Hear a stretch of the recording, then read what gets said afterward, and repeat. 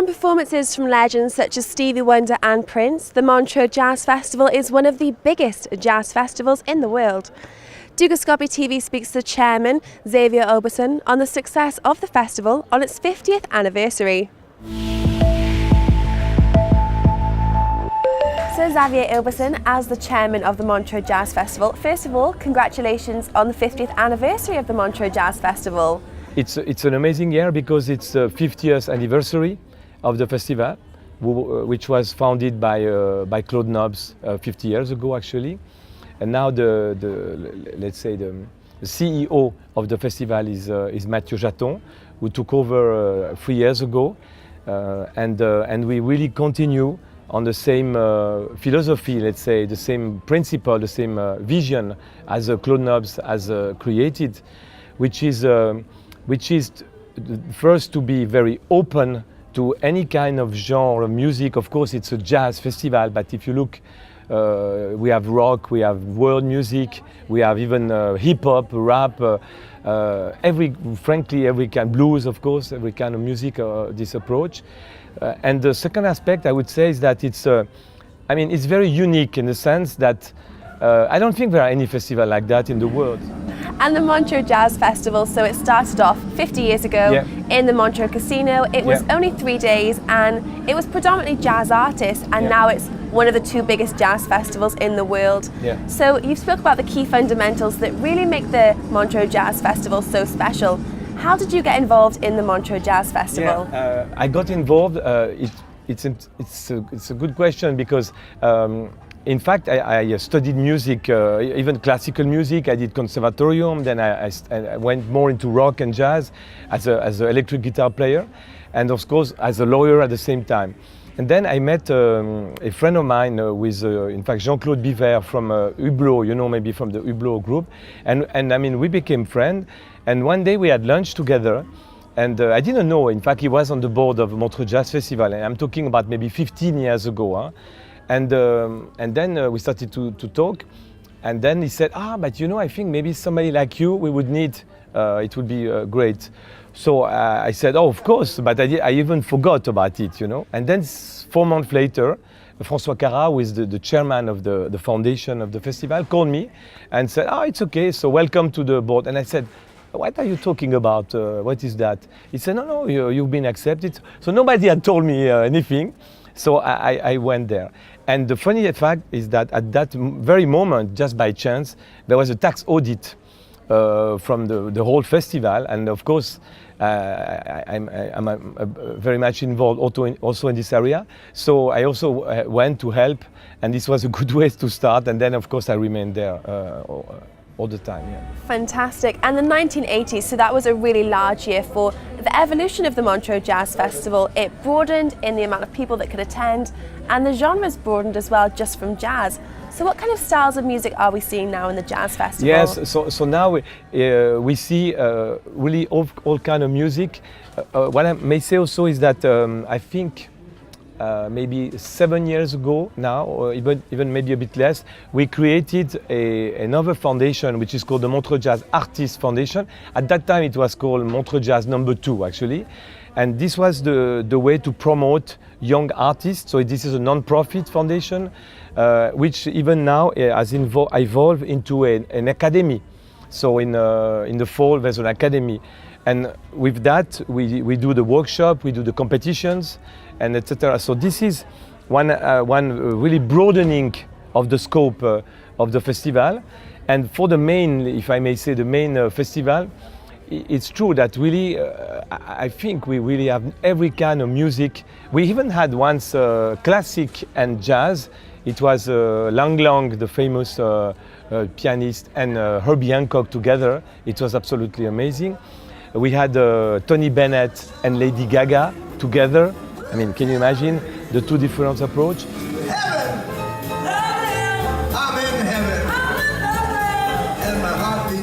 The thing I must say is that one of the problems of today is that jazz is still, of course, very famous, but you cannot put, I would say, 10,000 people in one place for jazz. I mean, this is, at least here in Europe, it's like that. So we have created also a few years ago what we call the Montreux Jazz Club, which is a smaller venue, and thanks to that we have been able to bring back a lot of the main, most influential jazz musicians to play there. It's sold out every evening, so it shows that there's still a lot of people interested into that kind of music.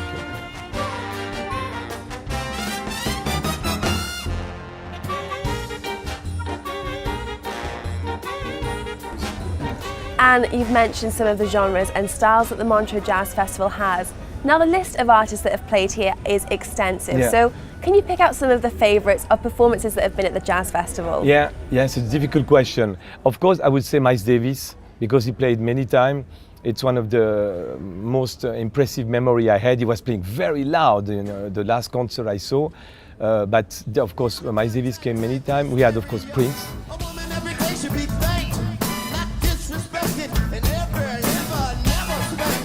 Which was a shock, and he liked the tone, he liked the sound. I must say the sound so much that he came back, and then I think it was a few years, 2 years ago, he even made free concerts. There were free evening, and he made 3 different concerts actually in Montreux. Yeah, so this is amazing. Of course, many people know I'm a huge fan of Carlos Santana, so he came, I don't know, maybe 10 times here. He's coming this year. And he always comes sometimes with different approach. There was a few years ago a duet with John McLaughlin, Carlos Santana, and they recreated a magical album of the 70s, and they played it again. So I mean, if you like this kind of music and you listen to these 2 masters, and who happen to also very close friends, and you listen to what they play, and it's like 40 years after the initial gathering, and the spirit is still there, but still the years have passed, so they play a little bit differently. I mean, me honestly, I was almost crying for example, during this concert. What is interesting to see is that these people, when they come, they want to come back. And they want to do something more. They want to bring a new musician. So it's like a magical cocktail, if I may say. And you can imagine that because the spirit here is just electric, and everyone's in such a good mood and high spirits. Yes. Yeah. So what does the Jazz Festival provide people? What kind of spirit does it provide? Yeah, I think this was the genius of Claude Nobs, because I never seen somebody, and he will remain an example for all my life. I never seen somebody who is so generous, so open-minded, and he had so much imagination. So he could have David Bowie in his chalet, and then he said, I can cook for you a special dish that you like, and create this kind of atmosphere. You could have a dinner in the chalet where you would have David Bowie, you would have Quincy Jones, but you would also have maybe the butcher of the village, or anybody who is just a friend, and everybody is around the table, and everybody is treated the same in a very informal but very authentic way. And this is quite unique today. So you have also the jam sessions, where any musician can come sometime at midnight at the club and they can play. And also, it's very open for the public. Stevie Ray Vaughan, the blues guitar player, he was playing here because Claude also had the genius to recognize the talent. So he came here to play. And then there was David Bowie playing at the same evening, and somebody told him, you should go to this place. There's just an amazing blues guitar player. I've never seen something like that.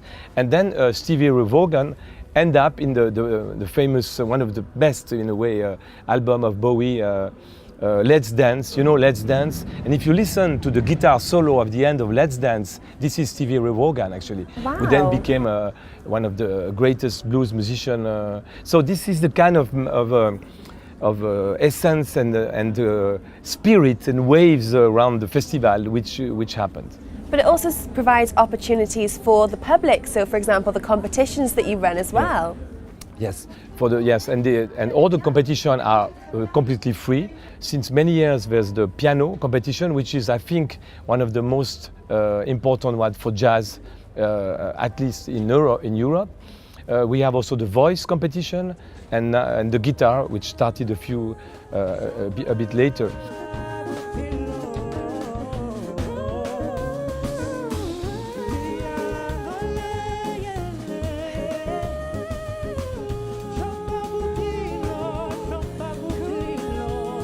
for the guitar competition.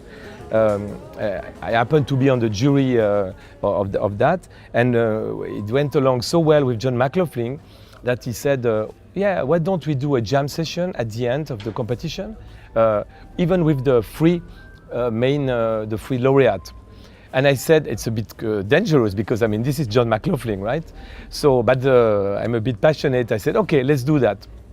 So, you know, it was totally crazy because there were like 5 guitar amplifiers. We gave the prizes. Then we went on stage and we started to play a blues. Everybody, and so you have, for example, this young, very young, very talented jazz guitar player. So we started to play jazz, but with a blues mood to accommodate. Then you had John McLaughlin. I mean, and the public started to stand up, and it just happened like that. It was not even on the program. It just happened. So this is the kind of event that will remain in your heart, in your memory for forever. Absolutely, they're really once-in-a-lifetime experiences. Definitely, yes, exactly. Well, thank you so much for taking the time to speak with me Yes, today. thank you very much. Thank you so much. Thank you.